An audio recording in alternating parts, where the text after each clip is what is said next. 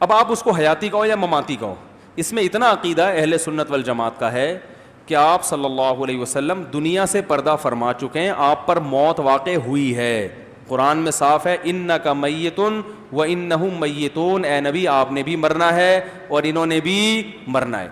آپ صلی اللہ علیہ وسلم پر موت واقع ہوئی ہے، روح جسم سے الگ ہوئی ہے، اور پھر آپ صلی اللہ علیہ وسلم کو وہی احکام ہوئے جو میت کے ہوتے ہیں، آپ کو غسل دیا گیا، جنازہ نہیں پڑھا گیا آپ کا، اس لیے کہ اس کی علماء نے مختلف لاجک بیان کی ہے جنازہ کیوں نہیں ہوا۔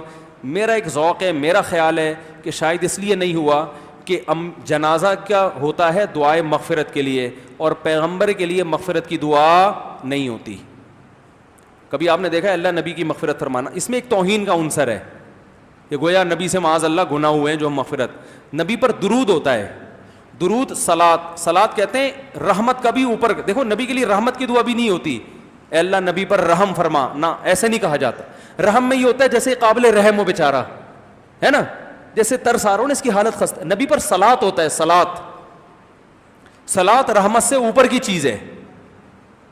تو اللہ کے نبی تو بہت اچھی حالت میں ہیں، اس لیے ہم کہتے ہیں اللہ نبی پر صلات بھیج، یعنی اور اچھی حالت میں کر دے آپ کو، تو یہ نبی کے تعظیم میں ہے۔ تو اس لیے آپ صلی اللہ علیہ وسلم کے دنیا سے جانے کے بعد آپ پر درود و سلام پڑھا گیا ہے۔ صحابہ کے مختلف جو ہے نا جتھوں کی شکل میں آتے تھے اور درود پڑھ کے واپس نکل جاتے تھے۔ باقی غسل دیا گیا، کفن دیا گیا آپ صلی اللہ علیہ وسلم کو، اور آپ صلی اللہ علیہ وسلم کو دفن کیا گیا۔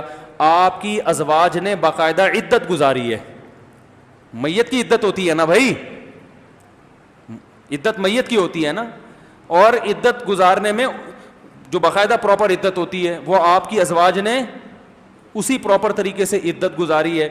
تو پھر آپ صلی اللہ علیہ وسلم کی وراثت کا مسئلہ کھڑا ہوا۔ اگر آپ پر موت واقعی نہ ہوئی ہوتی تو وراثت کے مسائل کھڑے ہوتے۔ جب وراثت کے مسئلہ کھڑا ہوا، اہل بیت نے وراثت مانگی، تو حضرت ابوبکر نے حدیث سنائی کہ نبی صلی اللہ علیہ وسلم سے ہم نے سنا ہے نحن معاشر الانبیاء لا نورث درہما ولا دینارا، ہم پیغمبر درہم اور دینار کا وارث نہیں بناتے، جو نبی چھوڑ کر جائے سب بیت المال کا ہے، انبیاء کی وراثت تقسیم نہیں ہوتی۔ اگر یہ ہوتا نا کہ موت واقعی نہ ہوئی ہوتی تو نبی حضرت ابوبکر کیا فرماتے، بھائی وہ تو انتقال ہی نہیں ہوا ان کا، یہ کہتے نا، تو بتایا کہ بھئی انبیاء کی وراثت تقسیم نہیں ہوتی۔ پھر جب صحابہ کرام بہت زیادہ پریشان ہوئے اور کہ بھئی حضرت عمر نے کہا من یقول، جو یہ کہے گا کہ نبی صلی اللہ علیہ وسلم کا انتقال ہو گیا، آپ پر موت واقع ہوگی، میں اس کی گردن اڑا دوں گا، کیونکہ محبت تھی نا بہت زیادہ، انسان کو جس سے شدید محبت ہوتی ہے اس کی موت سننے کے لیے تیار نہیں ہوتا، بھئی یہ کیسے ہو سکتا ہے۔ تو صحابہ کے حواس ایک دم حواس باختہ ہو گئے، بہت سارے صحابہ، یہاں تک کہ نبی صلی اللہ علیہ وسلم کا جو اونٹنی تھی نا وہ اتنی ٹینشن میں تھی کہ کھانا پینا چھوڑ دیا، بھوکی رہتی تھی اور نابینا اور اندھی ہو کے اس کا انتقال ہو گیا۔ اس اونٹنی پہ یہ اثر پڑا ہے کہ وہ کسی سے نہ کچھ کھاتی تھی، لوگوں نے اس کے سامنے چارہ لا کے ڈالا، نہ اس کو اتنا عشق ہو گیا، تو جو شعور والے لوگ تھے ان کی حالت کیا ہوگی۔ ہمارے حضرت فرمایا کرتے تھے، یہ ابو بکر رضی اللہ تعالیٰ عنہ کو جو اللہ نے سب سے بڑا مقام دیا ہے نا صحابہ میں، اس کی بڑی وجہ ہے کہ یہ واقعہ بھی ہے، ایسے موقع پہ سب سے زیادہ عشق حضرت ابو بکر کو، مگر حوصلہ کس کے پاس سب سے زیادہ؟ حضرت ابو بکر کے پاس۔ انہوں نے کہا کیا ہو گیا بھائی؟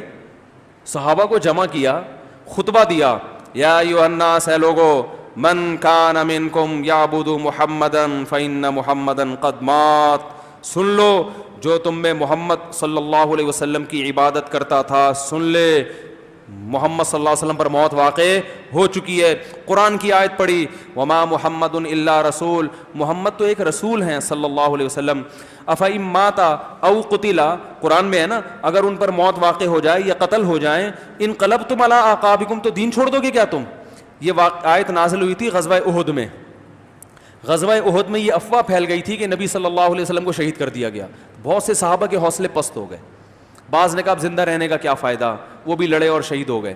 اس پہ یہ آیت نازل ہوئی کہ جب دیکھ لیا نا کہ نبی زندہ ہیں، تو اللہ نے فرمایا کہ یہ حوصلے کیوں پست ہو رہے ہیں، نبی تو ایک رسول ہیں، تو رسول تو دنیا سے آتے ہیں اور دنیا سے جاتے بھی ہیں، تو یہ اگر بالفرض واقعی سچی مچی میں چلے بھی جاتے تو یہ حوصلے کیوں پست ہو رہے ہیں؟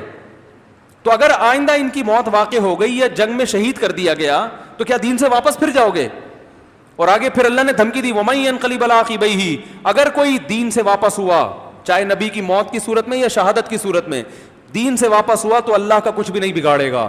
تم دین کو فالو محمد صلی اللہ علیہ وسلم کی وجہ سے نہیں کر رہے، کس کی وجہ سے کر رہے ہو؟ اللہ کی وجہ سے. لیکن وہ ساری آیتیں صحابہ کو ظاہر ہے عشق کی یہ کیفیت تھی کہ جب نبی کی موت کی خبر آئی ہے تو یہ سب آیتیں بوجھل، نظروں سے اوجھل ہو گئیں، کیونکہ ہم اور آپ تو تصور نہیں کر سکتے نا صحابہ کو جو محبت تھی.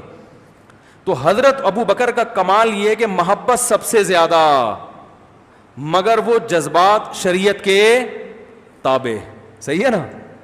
حضرت عمر جیسے مضبوط اعصاب والے کیا کہہ رہے ہیں کہ جو بولے گا کہ نبی کا انتقال ہو گردن اڑا دوں گا میں، وہ تو کوئی بول بھی نہیں رہا تھا. ان کا تو یہ اگر کہہ رہے ہیں تو اڑائیں گے بھی ہے.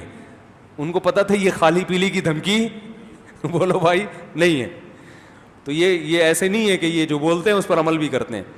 تو حضرت ابو بکر ممبر پہ کھڑے ہو گئے اور اعلان کیا کہ لوگوں، قرآن مجید میں اللہ کا ارشاد ہے وما محمد الا رسول، محمد صلی اللہ علیہ وسلم اللہ کے محض ایک رسول ہیں. افإن مات، اگر وہ موت واقع ہو جائے، او قتلا، یا وہ قتل کر دیے جائیں، انقلبتم علی اعقابکم، تو ایڑیوں کے بل پیچھے پلٹ جاؤ گے. یہ آیت پڑھی اور پھر فرمایا، جب یہ آیت پڑھی حضرت عمر کہتے ہیں مجھے ایسا لگا جیسے میں نے یہ آیت پہلی مرتبہ سنی، حالانکہ بار بار نمازوں میں پڑھتے تھے، توجہ نہیں گئی کبھی. اور پھر فرمایا من کان منکم یعبد محمدن، تم میں جو محمد صلی اللہ علیہ وسلم کی عبادت کرتا تھا یقین کر لے آپ پر موت واقع ہو چکی ہے. یعنی اور من کان منکم یعبد اللہ، جو اللہ کی عبادت کرتا تھا فإنہ حی لا یموت، وہ آج بھی زندہ ہے، اس پر کبھی موت واقع نہیں ہوگی. کیسی مضبوط اعصاب چاہیے.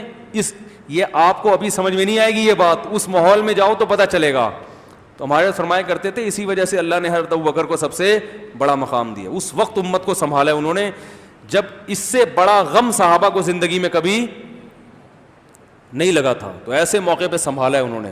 اور پھر جو اسلام پر حملے ہوئے ہیں وہ سب میں، حالانکہ سب سے زیادہ غم کس کو ہو رہا ہے؟ خود ابو بکر کو ہو رہا ہے. تو ان سب باتوں سے پتہ چلتا ہے بھائی دنیاوی لحاظ سے آپ صلی اللہ علیہ وسلم پر موت واقع ہو چکی ہے. تو حیاتی کا یہ مطلب لینا کہ آپ پر موت ہی واقع نہیں ہوئی ہے، یہ بھی گمراہی ہے. ہاں یہ ضرور ہے کہ حدیث میں آتا ہے کہ جو میری قبر کے قریب کھڑے ہو کر سلام پڑھتا ہے میں اسے بنفس نفیس سنتا ہوں اور جواب دیتا ہوں اس کا. اور حدیث میں یہ بھی آتا ہے انبیاء اپنی قبروں میں زندہ ہوتے ہیں. یہ بھی بہت ساری روایتیں اس پر.